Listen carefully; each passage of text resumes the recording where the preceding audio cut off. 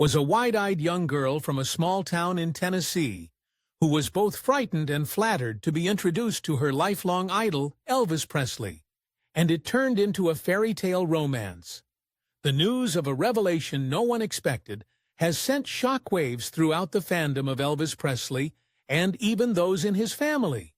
She willfully sat in silence for years about her unbelievable story. However, this historic truth, so shocking that even the immediate family of Elvis could never have imagined it would come out, can now be told. For more than 40 years, the world had accepted what it thought to be the final end of Elvis's fantastic story. But Ginger's statement adds a new chapter to the story. This information is beyond the word groundbreaking. It will change the way you see the icon. But who exactly was this woman trusted with Elvis's heart in his final days, and who was Ginger Alden anyway? And what is her true story? Behind the glitzy and glamorous doors of Graceland, Elvis Presley's iconic home, Ginger Alden was faced with a reality that was far from the public's often romanticized and superficial perception of the life of the great vocalist. At the young age of just 20 years old, she found herself thrust into a very unusual and somewhat unconventional role, not merely acting as Elvis's mistress, but instead having the rare and distinct honor of being chosen by him as his fiancée, handpicked to be the one who would share and participate in what would be the next significant chapter of his life's path. Their profound and intense bond, however, was far from the shallow and temporary link that is so often associated with most celebrity couplings, but rather one filled with a deep richness that made their coming together one of a kind, special. Instead of being nurtured in the harsh glare and blinding light of public attention, their romance developed and took root in those quiet moments that existed between their acts, far from the prying eyes of loyal followers and the ever-watchful eye of the paparazzi. It was during these quiet and still hours, perhaps most notably during the profound early morning quiet that blankets the world around us, that Elvis was available to those who understood the depths beneath his facade in a way that few people did, or perhaps even appreciated, at precisely 3:00 a.m. As though conditioned, he would casually walk the vacant and still hallways of Graceland, completely naked, deeply immersed in heavy introspection that consumed his thoughts. His softly spoken confessions, spoken barely audible but weighed down by emotion, betrayed the considerable weight of his affliction.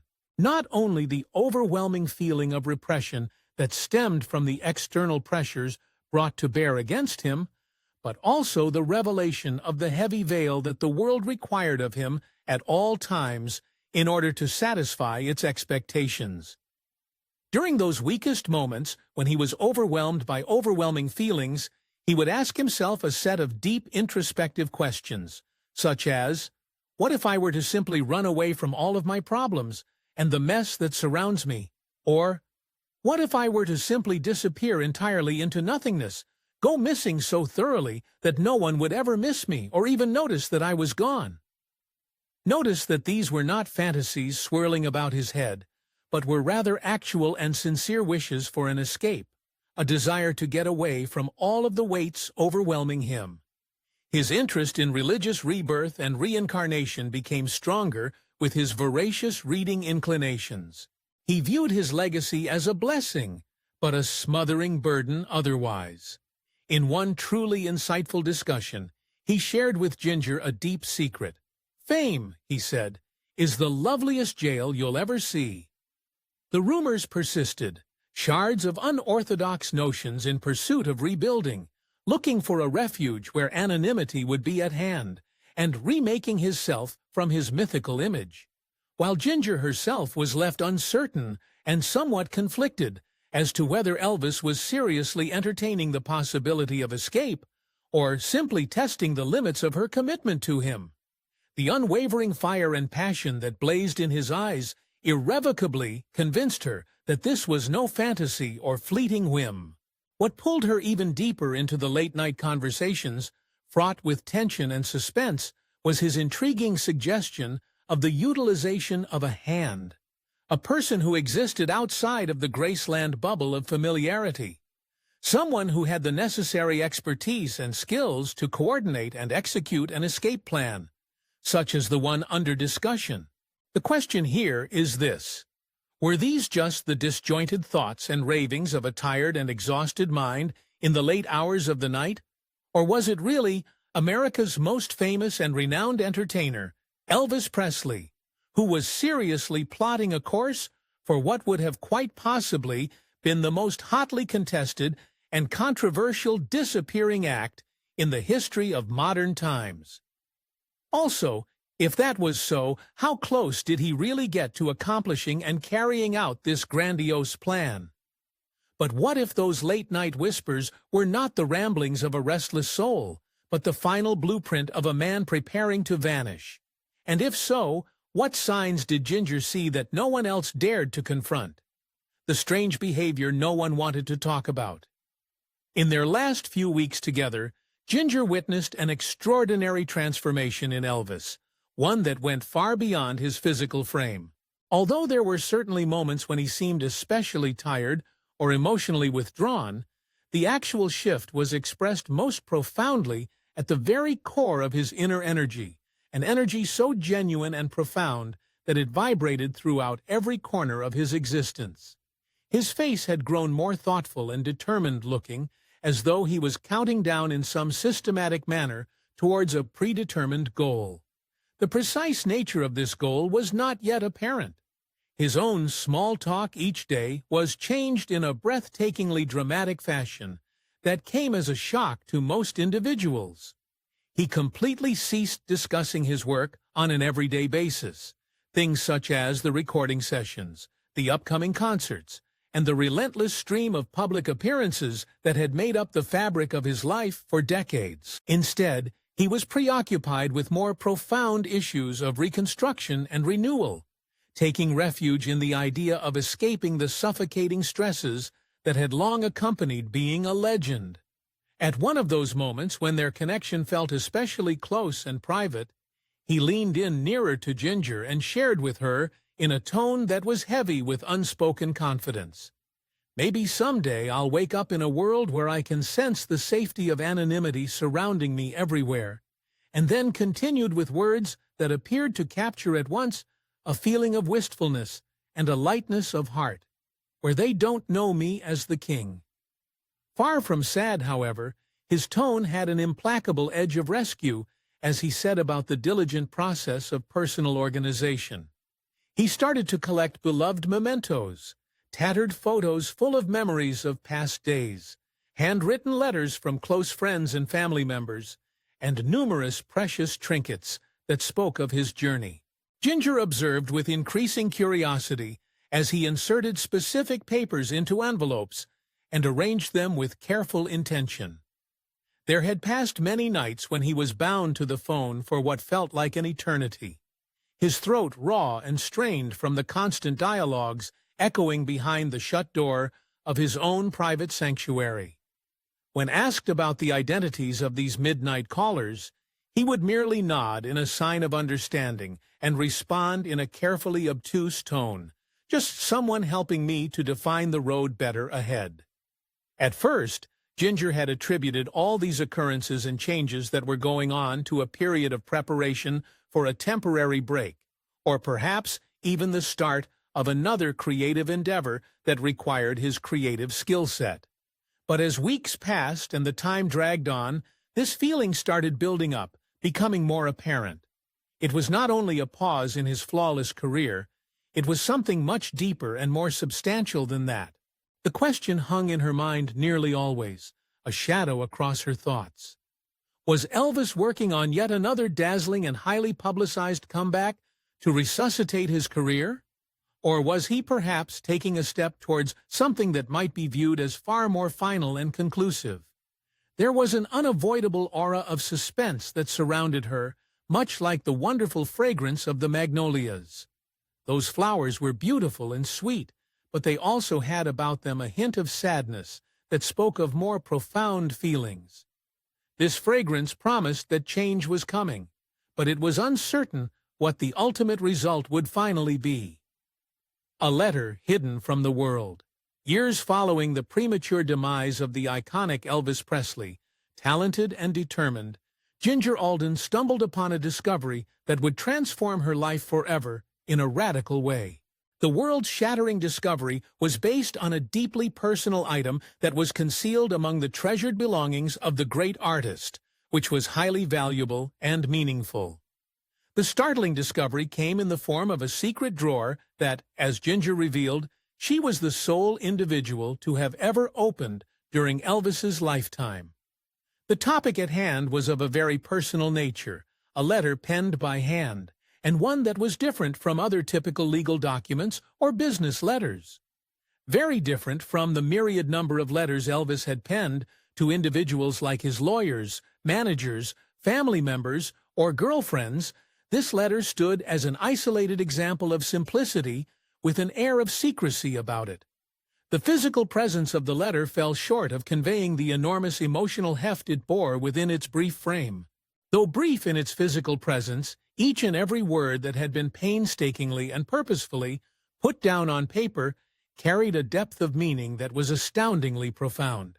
Rather than pointing fingers at particular individuals or making a list of names, Elvis chose deliberately to expose the depths of his innermost pain. With his considerate articulation, he created a vivid picture of the relationships that had moved from a space of profound, meaningful connection to a space of mere transactional exchange without the benefit of warmth and genuine feeling. He spoke with great eloquence about how certain individuals in his life had repeatedly taken more and more from him, leaving him drained and severely depleted. Of all that was said, the most powerful and compelling portion was, without a doubt, Elvis's poetic description of his own life, a life he painted as one without control. He perceived himself as a prisoner, trapped in a reality that was neither built nor developed by him, but rather one that was constructed, a body that existed in a mechanized manner, and an inheritance that was determined by the actions and behaviors of others. As time went on, he felt his own voice growing weaker, more brittle with each passing day. His lyrical prose, at times emotional and raw with vulnerability, tended to break down into fragments, like song lyrics that, regretfully, would never find their way into any song. There was one sentence that was particularly haunting and isolating, deceptively simple in its wording, but so very evocative. "I feel as though I am living a life that really belongs to someone else." What struck Ginger Alden the most was not the message itself, but the very specific manner in which it was spoken and articulated. There was no hint of any kind of fierce anger or fury anywhere in the words. There was, instead, a profound and moving resignation that seemed to be almost otherworldly, as though it was beyond normal emotions. The letter was not an ordinary letter. Instead, it was far deeper, an articulation of a gentle and loving farewell to a world which had, from the very beginning, never truly given him the room to breathe and live to full capacity. She returned to the letter again and again throughout the rest of her life, finding new levels of meaning in it each time that spoke to her, in a different way on each reading, in the choice of a particular word, a contemplative pause, or a devastating turn of phrase she had not seen before. Yet, however often she returned to the letter, there was always one fundamental question that continued to draw her attention. Why would a man who was at the peak of success on the world stage choose to write a letter that so clearly read like a farewell, a final night full of signs? That night changed history and was permanently etched inside Ginger's brain. Elvis presented more razzle-dazzle energy than usual, projecting that he was different, that he could care even less, as if he had morphed into a total schmuck controlled by the primal beast within his victim's swirling eyes, contained by other veils held motionless, and they just paid for the fake making of the real act previously described. That evening, his discussion took a different course, diverting away from the world of generalized hopes and aspirations, and gliding purposefully towards concrete and carefully planned goals. He started speaking with an astounding degree of specificity about some of the projects he could potentially work on in the future, having a discussion about real strategies instead of mulling over pure abstract possibilities that were without substance. In this conversation, it was easy to feel the tension, especially when he told Ginger to prepare a plain suitcase with no incredible or elaborate reason for this strange situation. While Elvis gave these bizarre orders, he had his customary half-joking manner that was uniquely Elvis. A truly unique expression came over his face when he expected the matter to be kept confidential. Although it didn't seem to be particularly firm or threatening, "We're going to take quite an extraordinary trip," he remarked slowly, allowing the words to linger in the air like an enticing promise that had yet to be fully made. Throughout the evening, Elvis spent a great deal of his time involving himself in a plethora of philosophical and religious writings, his hands moving in a slow and reflective fashion as he jotted down astute comments in the margins of these meditative tomes. The pages of paper that lay around him in his workspace were scattered haphazardly, crammed with quickly written words and phrases that seemed to hold a profound and specific meaning for him. Down the door, he was taking particular care to place a grouping of unrelated items into a deliberate and thoughtful arrangement, creating a tidy pile that gave a strong indication of expectation of a near departure, not driven by any feeling of fear, but rather born of a state of cautious and studious preparation. Occasionally, a soft and calming humming melody would elegantly escape his lips as he subtly made refined adjustments in his immediate surroundings and the world around him. But in a sudden twist of fate, without any warning, his attitude took a drastic change. His movements solidified into a greater purpose and clearly delineated intent, confirmed by the way he began to focus a little more comparably seriously, as he uniquely turned to Ginger, giving her a look that was as solemn and serious as the circumstance called for. "I have one thing to do yet," he panted with the same breathless intonation. His whisper was so faint it was next to imperceptible, but his emphasis was quite simply impossible to dismiss. The words still lingered in the air like some ghostly refrain as he began making his slow and measured way along the long Graceland corridor, slowly fading into the surrounding darkness that closed in around him. Ginger was utterly still, her body totally immobilized in a moment that was not unlike being in suspended animation, as an unexplainable and oppressive feeling of weight bore down upon her chest. The silence that filled the room afterward was oppressively stifling, heavily weighted with the myriad unasked questions that hung ponderously in the air. What on earth could this mysterious assignment be?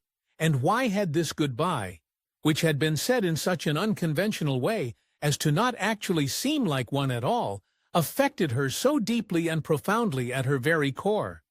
But was that breathless farewell a cryptic warning, a secret passed in code, one last message only Ginger was meant to receive? And when the morning came, why did everything feel wrong? The moment that still haunts her. It was hours before Ginger finally awoke from her long slumber and was confronted with a creepy atmosphere that covered all of the rooms in her home. The clock was 7:50, but it wasn't just the time that was askew. The entire space felt distorted. The familiar configuration of the world was not shifted, but seemed altered as if it were a ripple in water. Her gaze instinctively swept the room for Elvis, but his usual spot was vacant. The precision of his daily routine, those comforting routines he followed with metronomic regularity, had been disrupted. The house was thick with an unspoken tension, its air fattened like thickening honey. The lights he always left burning were out and unresponsive, plunging the rooms into a false darkness. His favorite armchair sat empty, a reminder of his absence, and his belongings retained their precise position, but somehow remained frozen in time. Walking through the room, the atmosphere clung to her skin like a wet mist. Something fundamental had shifted, leaving a space that vibrated through every atom. The quiet was absolute, as if time itself had lost a beat and frozen. Her own breath remained in her throat, but panic had not appeared yet. She looked about in an organized manner for any evidence of chaos, but there was none. No couches knocked over, no desperate messages written on torn pieces of paper, no fading hums of hasty departure. The emptiness unfolded her like a cloak, pressing upon her skin. She walked through the empty halls, footsteps hollow and echoing off walls that seemed to close in upon her with growing need. The silence grew heavier, punctuated only by the creak of old wood beneath her feet. She called out softly, half expecting his voice to slice from another room, but the only echo was the obstinate quiet. What struck her as most unusual wasn't the vanishing itself, but the complete absence of reaction on the part of those around her. No questioning glances, no questioning comments, no apparent concern. Daily routines continued unabated, as if nothing out of the ordinary had occurred.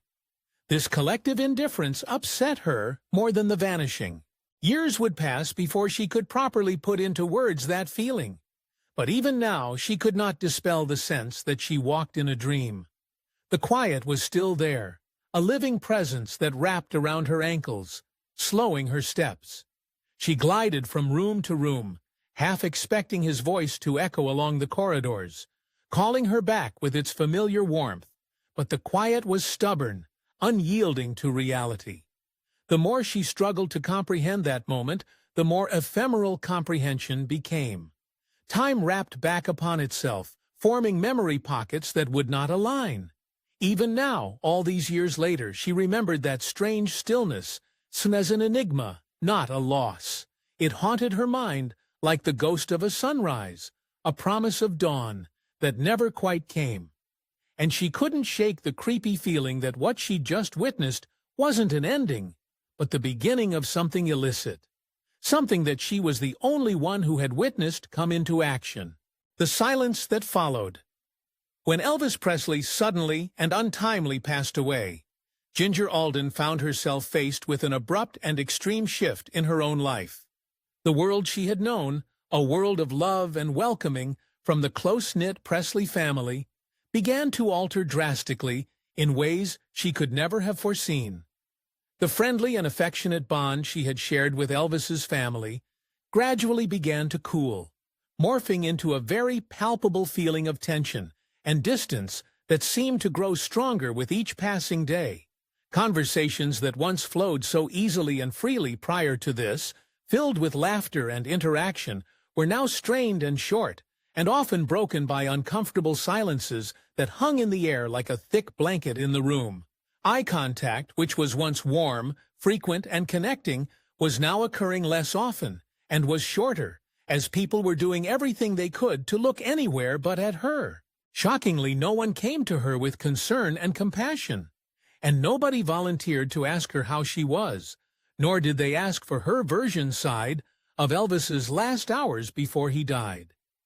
It seemed as though the things that happened and the feelings that were experienced during the time frame in which Elvis was approaching the latter stages of his life were too fragile, too complex, and too overwhelming for anyone to freely and openly discuss. As the press descended upon Memphis, Ginger found herself coming under greater pressure to be silent.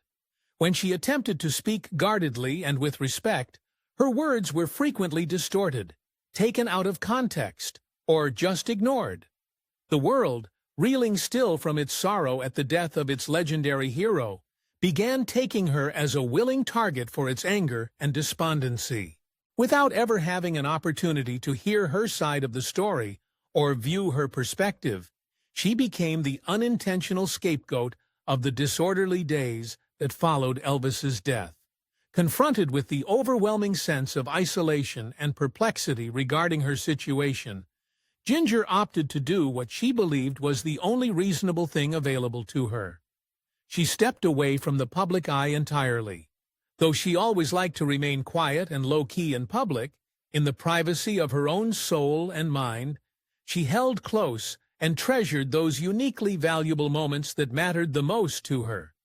Elvis's sincerity-filled letters, in which he professed to her the intensity of his love for her, the moving final words he had spoken to her, and the strange but meaningful instructions he had left for her throughout their final night together. All these treasured moments still remained very vividly etched in her mind, so much so that they would definitely endure and never be erased with the passage of time.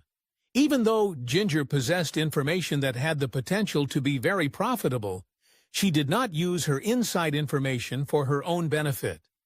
She resolutely resisted the temptation that beckoned to her to pen scandalized memoirs or to seek aggressively after headlines, which, had she sought them, could have won for her a vast fortune.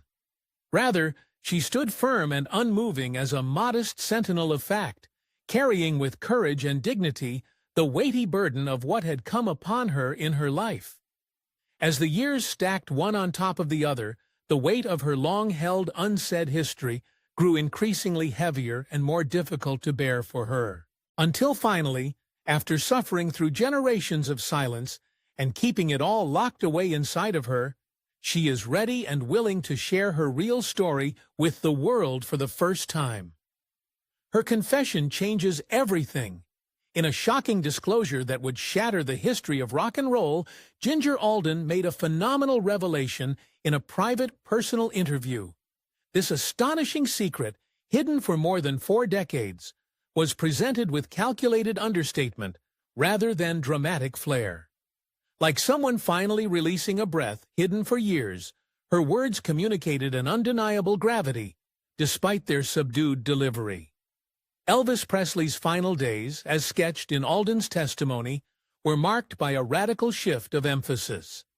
Far from preparing for a triumphant return to the spotlight or meticulously plotting concert schedules, he had a far more radical vision in mind.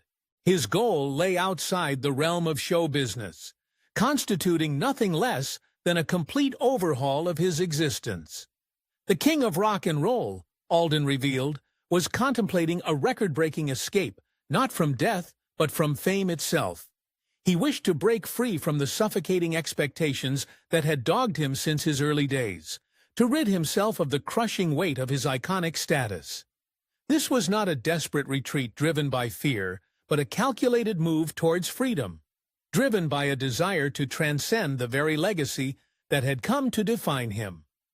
Alden illustrated Elvis not as a broken man, succumbing to destiny, but as a determined man, creating his own destiny. He portrayed someone who appeared to possess a distinctive awareness and sensibility, suggesting someone who had thought through everything he might want to do in the future. The mechanisms were available, the resolve was unwavering, and subtle hints had been strategically placed along the way, but never enough to paint the whole picture. Although Alden never uttered the word faked, her conviction and poise spoke volumes.